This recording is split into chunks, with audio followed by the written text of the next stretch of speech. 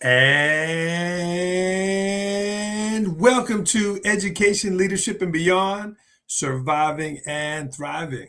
My name is Andrew Miranda, host of the show, and happy to be live here on Facebook with you. Proud member of the Education Podcast Network, wherever you are taking in your podcast. Thanks for tuning in to Education, Leadership, and Beyond. Leave us a comment, leave us a positive review. Those do help. Send the show to a friend. That does help. So I would appreciate that very much. We are going to meet a friend tonight. I meet people from all over the country, but this is someone who is a friend from across the country, Principal Veronica Miranda. We met several years ago. We've stayed in touch, and she's a fabulous school leader, big family person. She has a large family. She got a grandbaby. Congratulations, Grandma. And so we are going to talk to her from Romero Elementary in Gustine, California. So we will meet Veronica in a moment. A quick word from tonight's sponsor, IXL. I'd like to thank IXL for sponsoring today's podcast. Over 1 million teachers use IXL in their classroom every day. IXL is the most widely used online learning and teaching platform K through 12. It empowers schools with complete curriculum, thousands of instructional resources, robust reporting, assessment data, and more. It saves teachers a lot of valuable time with ready-made plans aligned to the standards and the textbooks. Built-in engagement tools like custom competitions make learning fun for students. And IXL's diagnostic is research proven to be a strong predictor of performance on standardized assessments. And the best part, everything I just mentioned is all integrated into one platform, so you can simplify your EdTech tools. Visit IXL.com to lead your students towards data-driven excellence today. The link is in the show notes. And again, appreciate IXL sponsoring today's podcast. All right. Thank you for that. Let's get started. Let's get started with the show. It is Monday, April 28th, 7:45 here on the East Coast. Veronica hasn't had dinner yet there on West Coast time. The opening topic is the handwritten note, right? The handwritten note. There is an example right there. I met Veronica through a handwritten note. I mail a lot of school districts books. I mail conferences books. And we've all received the typed letter. We've all received the emails. We've all received the text. We have. But it was just something that I started doing. And that got Veronica's attention. She actually said that, Andrew, you got my attention. And we connected. She brought me to her former school district many years ago. And here we are still in touch. So the power of the handwritten note is real. It is springtime. If you're in down south, you're getting ready to end school, a couple more weeks. California, New York, we go a little longer. But those kids that win those celebrations, those people that win those awards coming down the stretch, get those note cards out, because a congratulations note, a handwritten note, a personalized note shows heart. It shows authenticity. Well, Andrew, I don't have time. I can't do that. Yes, you do. This takes 30 seconds to write a handwritten note. Ask somebody else to address it. Delegate that out to somebody. And then the school district will pay your postage, right? You're mailing notes to kids. You're mailing notes to families. You're mailing notes to other colleagues. They'll pay that. So write that handwritten note. It does help. If you are watching the show, jump in live and greet our guest tonight. Here she comes, live from California. Veronica Miranda, welcome. Well, Hello, thank my you. friend. Thank you. Good to Yeah, see so good. you. Good to see you too. And you're right. I haven't had dinner, but I had a couple of peanut butter cookies, so I'm good. And you on the run. You were at a conference today. I was at an English learner trainer, multilinguals. We're trying to change that deficit naming of English learners to multilinguals. So just learning how we can support our kids in California. Fantastic. Friends, this is Veronica Miranda, principal at Romero Elementary. Gustine, am I saying that right? Gustine? Gustine. Gustine, Almost got it right. California. Gustine. It's kind of Central Valley. Am I saying that right? It is Central Valley. I'm actually out in a little town called Santanella. So I'm in Gustine Unified, and I want to mention Santanella because it's right off the 5. Anybody knows California. We've got the pea soup with a big windmill. So we're out there in this little community of about 1,000. And my school district, our kids are, most of them live in a trailer park. So it's my little cute community. Give me your best takeaway from the conference day. What was something you brought back? What was something that you put in your pocket there? I would say my best takeaway was the fact that knowing strategies we can use in the classroom, having as a principal, knowing what those are so that when we give that feedback to our teachers, we can give them an example. Not that they don't know it, it's just a reminder. So being able to say, how do you provide opportunities for higher student engagement so the kids are learning? Because all kids are learning English. They're all, acquiring our language. So I think just a reminder of that when we go in, me having my tools in my back pocket, and then being able to share that. She got a chance to be away from school. When you're away from school for a little bit, you do get to absorb that information. But Veronica, that opening comment was dedicated to you. Tell me about the power of the handwritten notes and that experience there that, like you said, got your attention. Yeah. So, I was in a previous school district for about 25 years, a hometown. And so I was able to grow up as an educator. And then I was able to be at a district office position where I received lots of phone calls, lots of emails of people wanting to talk to me, connect with me in all sorts of ways. So I get this little package and I open it up. And normally I just kind of push it aside. And so I saw a handwritten note. And it caught my interest because, one, it was addressed to me. It was personal. And then it just said, he took the time. He took the time to write me a note. And so I'm like, okay, I'm going to give him a call. Let's see what we can do here. So it just it opened the door.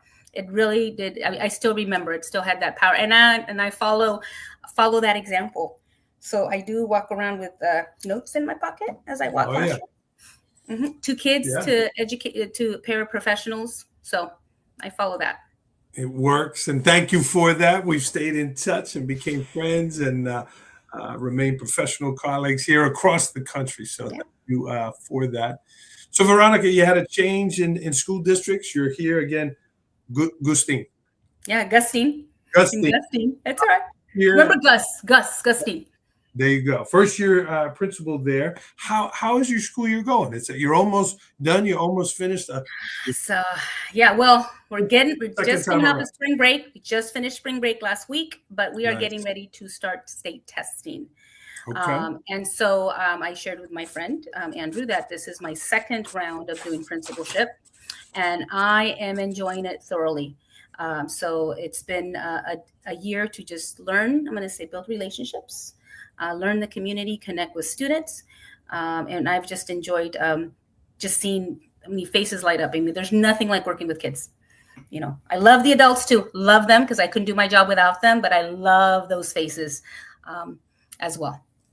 Do they call you Principal Miranda? Do they call you Mama Miranda? What do they call you? They call me Principal Miranda. They do. And they're probably wondering why I'm not there. And I love that. When I'm not there, where have you been, Miss Miranda, Principal Miranda? I'm like, I was out learning. That's what I tell them.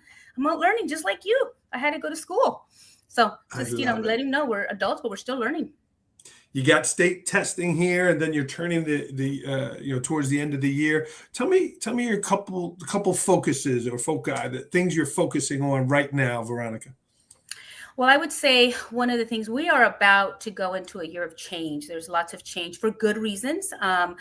We are, I'm going to just say it, an underperforming district, which is what attracted me to the district. And we've got a really good team. And my predecessor has sown some really good seed. And so we're trying to germinate that. And by that, I'm trying to water that with relationships, like I said, strong relationships. So my focus in the next couple of weeks, because we're bringing new staff, we're changing some programs, is to really get my staff ready to, I'm going to say, absorb or be ready for that change. So I've been preparing them. And so I've got some news about how things are going to be different this next year.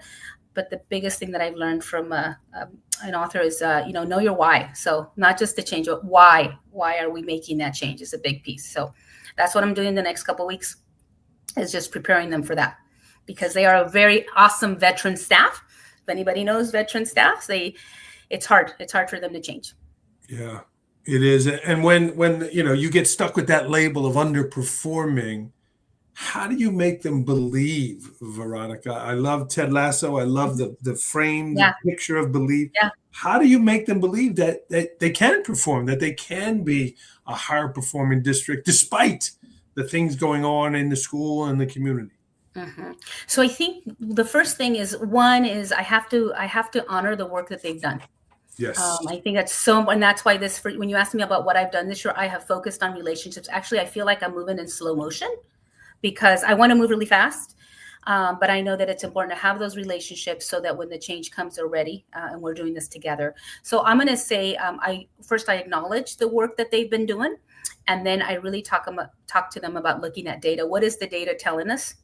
If it's not showing us progress, then we need to adjust and change. So, and I tell them we have everything we need. I walk in those classrooms every day. Actually, as a school district, they require for me to be in those classrooms 5 hours a week. So wow. I visit, and I love that. I love that as a principal. Now I use it in a good way. As far as it's not that I'm watching what you're doing. It's more like, how can I learn your style? How can I best support you? The kids love seeing me in those classrooms as well. And so when I walk in, I'm really looking for student engagement. Yes. I have a motto: whoever's doing the talking is doing the learning. And so I see some areas, as I walk in and the classroom's silent, or I see, my well-intended educators leading the lesson, and my kids aren't engaged, our kids, I should say, then I just provide feedback. And I've been able to do that a little more every month. So just being very cognizant of my intentions. So assuming best intentions as I come in. It's not about I got you. It's more about how can we do things better. Fantastic. And I love that. The person doing the talking is doing the learning. That's fantastic. Mm-hmm. Yeah. How about at the younger levels? It's nice to say that, and maybe at the older levels, yeah, sure. But how about those first and second graders? Are they able to follow that model as well? Oh my gosh. Well, let's do TK, because I don't know if California, we have a universal preschool, but we call it transitional kindergarten. Okay. So this is the first year that up to 4 years, if you're 4 years of age, you're going to get 2 years of kindergarten. So we're talking those little, oh my gosh. It's definitely in that classroom, they can be amazing chatterboxes, and it's about also raising their academic vocabulary. And I've got we call them newcomers. So students who are coming in with little to no English. Right about now, you're starting to see the flowering of their language just opening up. And so I think our primary teachers are the ones who do the best job, because kids will want to do this. So they have to provide structured opportunity for engagement in language. So yeah, I think you'll hear more talking in those lower levels, because it's just innate. They have to. You can't keep them quiet very long. I love those little kids. Speaking of the language, Veronica, you mentioned here, right? I asked in the pre-show, hey, what's one of your greatest successes, and maybe one thing that you weren't pleased with? I don't want to use the word failure, but you talked about that. You talked about that your own native Spanish-speaking children did not retain the heritage of the language, and you were an ENL teacher. Talk to me about that, and how you or they got away from it. Because that's really personal for you now. It's so personal that I'm getting a doctorate and a dissertation that's been written on maintaining heritage language. So I'm actually writing my dissertation based around language maintenance. Wow. Doing some work through my churches and community to make sure that our kids don't lose it as well. So what happened is, as a bilingual teacher, you said multilingual, bilingual teacher, me having a bilingual household. So both the spouse and I both spoke Spanish. Grandmother lived in the home. So I'm thinking, and I had 3 big boys at the time. I have 4 kids, but my older boys, 28, 25, 23, but you can't tell. All, were just, I felt inundated with Spanish. So I'm thinking they'll be fine. They'll pick it up. I kept my Spanish, wasn't an issue. And I don't know, I felt like one day I woke up, I took them to Mexico and I realized their Spanish is so broken. I don't know how I missed it, but I got busy with life by taking care of others. So what happened is what we call in education, that productive model. You have to produce the language. And so when I talk about who's ever doing the talking is doing the learning. So what began to happen at home is when my kids would ask for cereal, when they would ask for food, Nana, Nana, I want to eat something. Nana understood English. And she would say, okay, mijo. And then would then give them whatever it is they wanted, Nana, can we go outside? Sí, mijo. And I would do the same thing. Like we would speak in Spanish, but wouldn't require them to produce it. And so as I look at my research and as I look and I talk to others, and even in my household, there's 7 of us. I'm the oldest of 7. As we go through the birth order in my family, the youngest one lost, but then was able to bring it back, lost her language. No Spanish. And research says that by the 3rd generation, 70% of immigrants lose their heritage language. And it's because of that piece of just not requiring it, or they're feeling like it's not a need. So it's personal. Wow. So grandbaby was born. Guess what? First words that came out of grandma's mouth was "Hola, nena, ¿cómo estás?" So I'm doing something that I want to turn around. So I'm her Spanish role model. And how about your daughter? Your daughter is 8. How do I say that? Esme? Esme. So Esmeralda or Esmeralda. Esme. Okay. So she bilingual? She is bilingual. Yes. So one of the things I'm doing to help is she is in a dual immersion school. So she's not currently in mine. Might change that next year though, because I think Mama can carry it now. And so she is bilingual.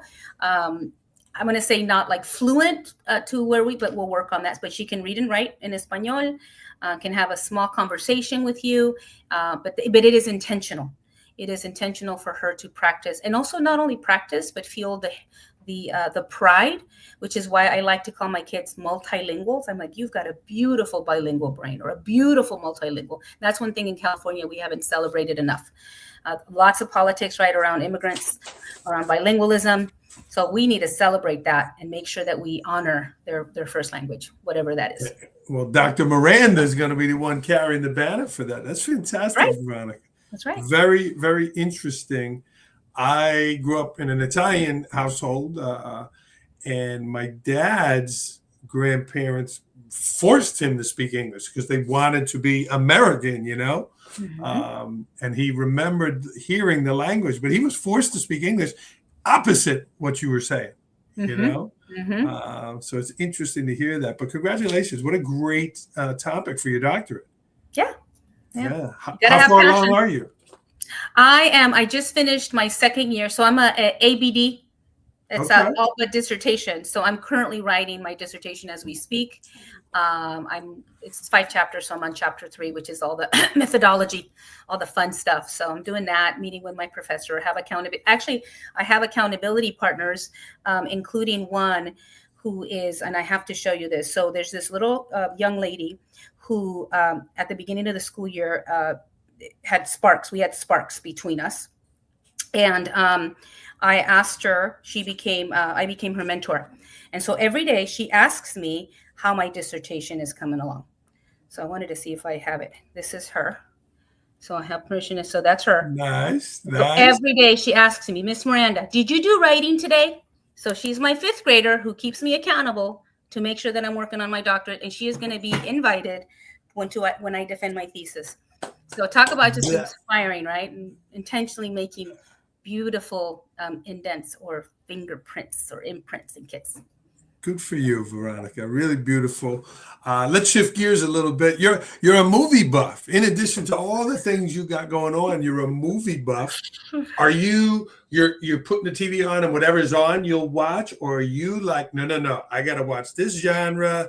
I got to watch this hit. Are you very picky, or anything goes? Well, okay. So first I have to say that for 2 years, I have done nothing but dissertation work. So if anybody knows dissertation, that means 10 to 20 hours of studying for 2 solid years. So as soon as I finished my last class, took a little break, and now I'm beginning to watch TV again. So, well, actually, it's not TV. So no, I can be picky. It is kind of Netflix. There's a lot. I love Marvel. I love You Marvel. like the Marvel movie? I love Marvel. I do. You know all the characters. You know all the stories. You know what? I can't say I know more because my boys would shame me. But I know a couple of them, like Hugh Jackman, Wolverine. I have my favorites. So I would say, I try to, when I do sit, if my girl can watch something with us, so she loves watching movies too, and so she also is. I'll have her pick one. So it's really just sometimes some shows. That just kind of relax. So nothing really specific, but if I'm watching a movie, action, something that the family wants to watch. So that's kind of what I do. ¿Todo en inglés o en español? Oh, so most of the time it's in English, but I will. So one of the strategies is putting on our Disney, our favorite movies, in español. So listening to them in español with the English captions and talking about it. So you bet, strategy there. Mm-hmm. And that's a great way for the language. You're hearing it, but you're reading it. I mean, there's the definite immersion there for sure. Mm-hmm. Yep. Right. Very cool. Yeah. Oh, that's awesome. Reading too. You do a lot of reading for your doctorate, but all leaders are readers, Veronica. So do you have time to read in addition to the doctorate or no? Because right now I'm making time because as a principal, we have to be refreshing ourselves on what it is. So we have something called AXA in California, Association of School California Administrators. Our superintendent, who's great, who's big on professional learning for his team leaders, sends us. So once a month, I attend Merced County Office of Ed, and we have speakers, keynote speakers. So the last book that they provided for us was What Makes a Principal. So that's the one I'm reading on, and it really just talks about my first pillar, which is even without the book, relationship building, right? One, being a continuous learner, talent cultivator. We got to look for the best in people. We have to look where their strong suit is, resource maximizer. So how can I make the best of everything? And then we have to have vision. So one of the vision that I have for my little school is little as it is and where we are, we can move up. And so I want to put little Romero, 220 students on the map for making some really big impact. So that's what I'm reading right now. Well, they got the person to do it. They got the enthusiasm. You have the experience, and you have the heart there. Veronica, one of the books we shared together was The Coffee Bean. Yes. You and I read that together and shared about that. So how are you modeling being the coffee bean? And if you want to share for our audience what that is, if they haven't read it, you can go ahead and do that too. Yeah. Yeah. So I'm going to say, Andrew, my friend Andrew and I met, in life. When life gets hard, he surrounds you. For me, my creator surrounds with good people. So Andrew came into a place where it's rough. Sometimes it gets rough for you. And so with that, went through a rough patch. And this is right when he came and spoke to our district and bought the book, The Coffee Bean. And so it really talks about when you get put through that steam or that pressure, what happens, and it gives an example of just the story of, are you going to be like that carrot that just gets, super soft? You're going to get the egg that just gets really hard, or are you going to be that coffee bean? And I don't know about you guys. I love coffee. It's one of every morning I have it. And so do we color that world with that sweet sense of whatever flavor you like? I like my regular coffee with regular creamer, I'm trying to get rid of the sugar, but I want to just infuse I'm going to say that my light, my radiance, my knowledge to everybody around. And so take that in this beautiful, very warm way. So that's, to me, being a coffee bean. So being the best when you're in that steam, and you can decide. You have to decide what your choice are, right? There's another equation about experience. When you experience something, it's only the reaction, and that determines what that feeling's going to be. So yes, it's a little short. Good for you. Very good. Very good answer there, Doctor. Friends, if you're watching live, jump in and say hello to Veronica, whether you're from California or here on the East Coast or somewhere in between. Please say hello. Well, Veronica, you've done that. You've been that coffee bean in a lot of places, but most especially your family. You mentioned your boys there. They're older, Georgie, Christian, and Diego, and then your youngest there, Esmeralda, and your granddaughter, Violet, 11 months old. Yeah. Very, very beautiful. So tell me about your school leader. You're getting your doctorate. You're going to trainings. You're a true professional. Yet you have a very large family. How do you balance it all, Veronica? Mm-hmm. Well, I'm going to say it's been learning. So as I've gotten wiser with age, one of the things the boys did, and I'm going to say the boys as they're young adults, is they actually sat me down. Now that I had there's a 15-year gap between them and my little one, because I wanted a girl. So I'm very persistent, by the way. So I didn't stop till they had a girl. And they basically told me, because I got busy. I got really busy just doing stuff. Sometimes just keeping busy. So they told me to just slow down, which is why I'm hanging out being a principal. Not that it's a harder job. It's less difficult. It gives me the opportunity to spend time. So I prioritize my time. I've had to learn how to say no. It's so hard when you're used to taking care of everybody. But I've had to learn how to, like this, I was on spring break, and, and I tell my colleagues this, I turn off my email Fridays, and I don't do work on Saturdays. Yes, for the doctorate, I made some sacrifices, but I don't touch things till maybe Sunday night. So I prioritize, what time my email goes off, what time I check it. So just making intentional choices of spending time with family so that I could fit that in as well. But there has been no balance with dissertation. I'm going to be real, Andrew. So now that that's done, we're back to where we need to be. Yeah, well, you're coming down the home stretch there. I am. Yeah, that's exciting. It is. Dr. Miranda sounds pretty good to me. First doctor in both sides of the family. So setting an example. Okay. You will be there soon. You will be there soon. Well, that's great advice there, Veronica. Again, putting in that experience. But what would the Veronica Miranda now tell that Veronica Miranda in her first year, or that young teacher that's out there, that first year principal? What would you tell those people with the 25 plus years experience that you have? I'm going to say slow down. Just slow down and take the time to look. And when I say look, and I'm doing that now, look at people, stop and look at kids, your adults, your kids, because I think life gets really busy. And I'm going to say this weekend, I had a moment of meditation. I'm going to say that. And one of the thoughts that came across was really to say, we get really busy doing really good things. And so being able to just kind of to stop, prioritize what's important at the moment. There are always, as educators, there's always work to be done, always. But it really comes down to, what do I need to get done today and what can wait? And just making sure that you keep up with that list. And stuff can wait. My teachers know they can text me. If there's an emergency, I'm available for them. I am available. But there's other stuff, just I'll email, I'll check it. I'll check it when I get back. So, and my boys know the same thing. They call me, I'm super busy. They'll call me, I'm like, Mommy, you busy? No. Even in the classroom, no. What do you need? Trying to never make them feel that I'm too busy for them. And it's a work in progress. Yeah, it sure is. And as a principal, stuff always popping on your desk. One of the best trainings I went to was that 7 habits. What's urgent, what's important, and then putting those things into those quadrants, like you said. That's good stuff. Yeah. How about longevity, Veronica? You mentioned about, maybe not wanting to put the sugar in the coffee. You mentioned slowing down. Talk to me about some health strategies as we get older. I'm turning 50 this year. So what are some health strategies? A really good year, by the way. Yeah. Just saying. Really you know somebody who turned 50. I know somebody, who hit that beautiful age. I would say one is you have to take time to regenerate. And you're going to feel, if you're busy, you're going to feel guilty. So I'm going to feel, I felt guilty, and I still am working through it. But this spring break, I didn't sit in front of my computer every day. I didn't.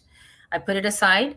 And, I picked it up on Sunday night. I mean, there's things, of course, that if you put them off, you're going to get in trouble for it. But I think making sure that you take time for yourself, whether you do meditation, you walk in the morning, you listen to a podcast, whatever it is. I love my half-an-hour drive right now.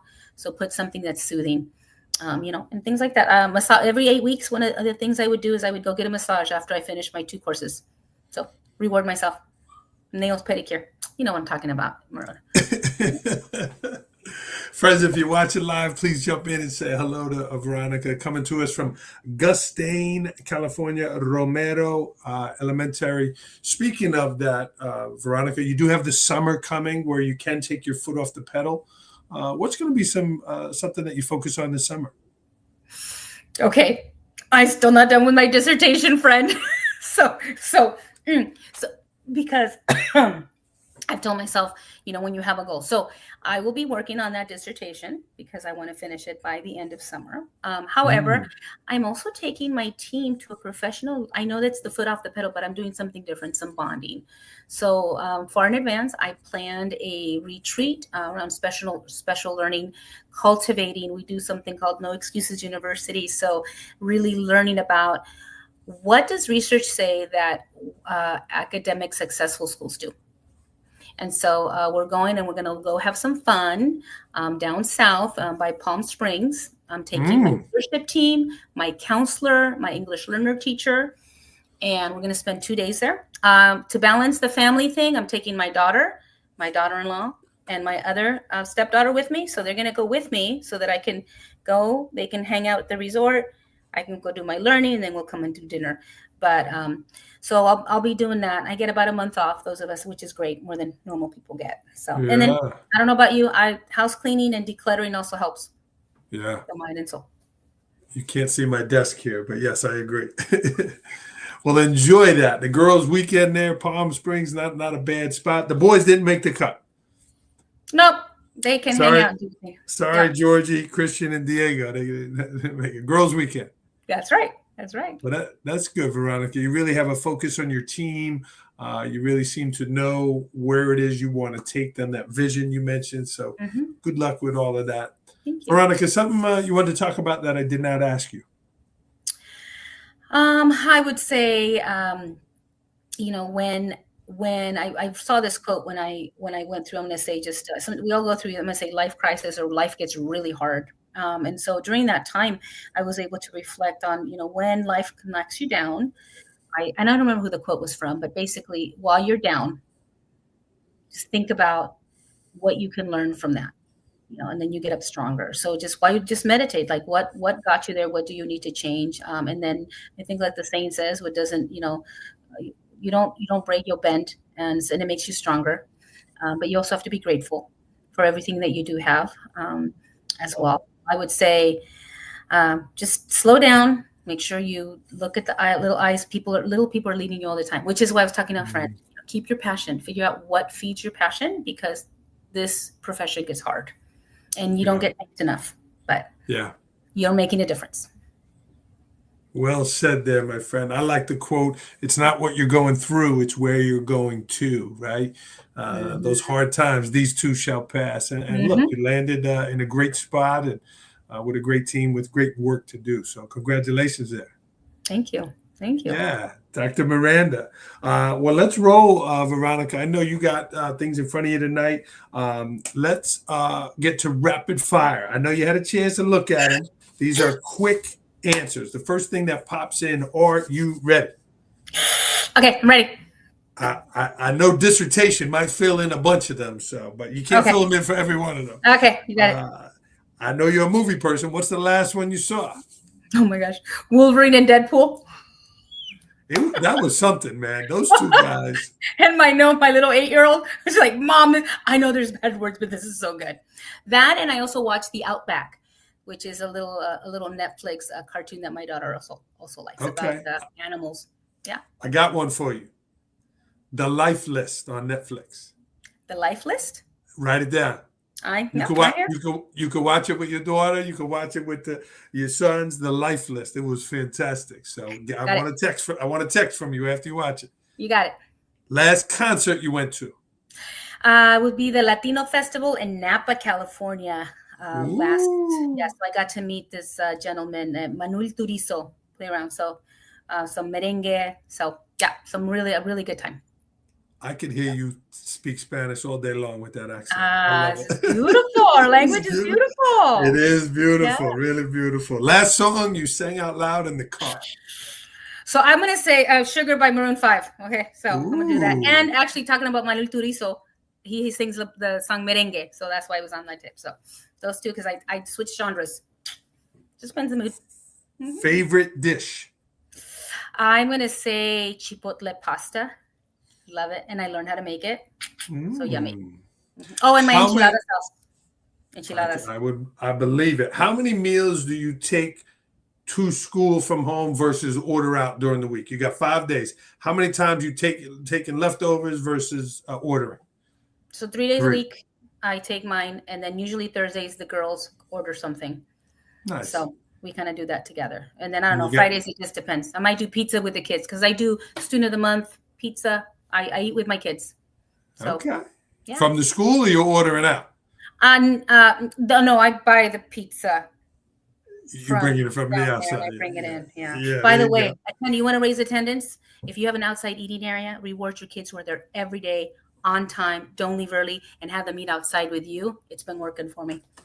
So that's a little strategy right there. Yeah, Free. very visual. Yeah. Mhm. Yeah. Cool. Your favorite place to travel? I'm gonna just say a warm beach. I'm not picky. Just give me when I say the word warm, because San Francisco, I love San Francisco, but their beaches are not warm. And if you're in California, we don't have all warm beaches. So even though I'm a Mexican, I haven't been a tourist in Mexico. So Cancun, Puerto Vallarta, send me to Italy. I'll go. Yeah. Gustine, California is fill in the blank. Is a very small knit, warm community. So Beautiful. Very close. Who's your California sports team? San Francisco Giants. Okay. Don't ask me too much about baseball, but I can tell you this. That's the first. I'd never gone to I'm going to say official baseball game ever. So I was able to take all my boys, buy them jerseys, and go out there and just enjoy. So I've got great memories of just taking my kids out. Yeah. To the old San Francisco ballpark or the new one? To the old one, out by the bay. The Mistake by the Lake, they called that. Yeah, that's right. Yeah. Mm-hmm. But that new one is downtown is just fantastic. Yeah. And the Giants, long history, New York connected there. So very cool. In 2025, I will fill in the blank. Finish my dissertation. Don't say that enough. I will. In 2025, I will stop fill in the blank. Okay, I'm gonna say this. I will stop buying stuff and filling my house with clutter. I have clutter issues, so got to work on reusing what I have. It's just so easy. It is. It really is. I mean, think about when we were kids. When you were kids, right? Oh, I'll go to the store and get it, and but it's just. I mean, it's just. It really is. Yeah. Mm-hmm. Okay. Good. You said it publicly here on the podcast, so now you got to hold off on that. Yeah. If you had a superpower, you got a lot of superpowers, but if you had a real superpower, what would it be? I would say teleport. I could go anywhere I wanted, so I'd teleport. And I'd have to teleport with someone. Like I need one of those where I could take a group of people with me because I love being around people, so not just by myself. Mm-hmm. If you weren't in education, what field would you be in? I would be in the medical field. I love working with people and helping people. And part of the reason I'm getting my doctorate is because my dad always wanted a doctor. So he's going to get his doctor. But yeah, in my other life, it'd be a medical doctor. Yeah. Veronica, you shared a lot of passions, a lot of great things in your life. What's a pet peeve of yours? Okay, any moms out there? Okay, kids putting things on your dining table, especially your formal one. They come in and they drop everything at the front. Oh, and shoes. We have bins for a reason, guys.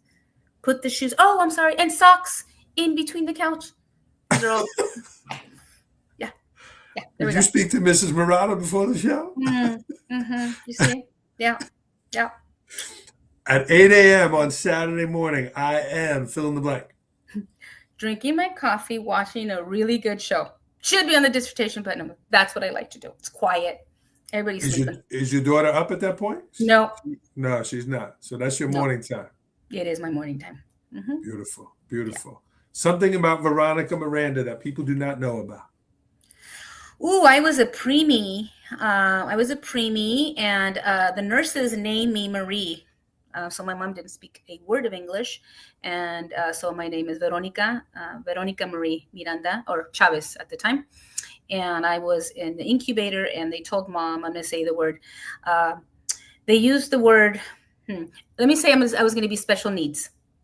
I'm going to use that word instead of the R word that they used to use back in the day. So oh, my goodness.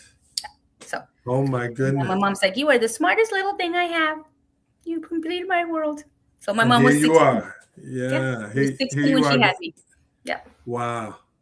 And look at you now. Look at me now. Wow. Well, Yeah. thank you for sharing that, Veronica. You're welcome. Yeah. You're welcome. This has been great, friends. This is Veronica Miranda, again, California, Central California area, Romero Elementary. Veronica, I love quotes. Why don't you give us a quote here to end the show? Constant growth requires constant change. Mm. It's in my office. Yeah. So just if we're going to change, if we want to grow, we're going to have to change. So it's hard. Amen to that, friends. We need that. We need leaders like you.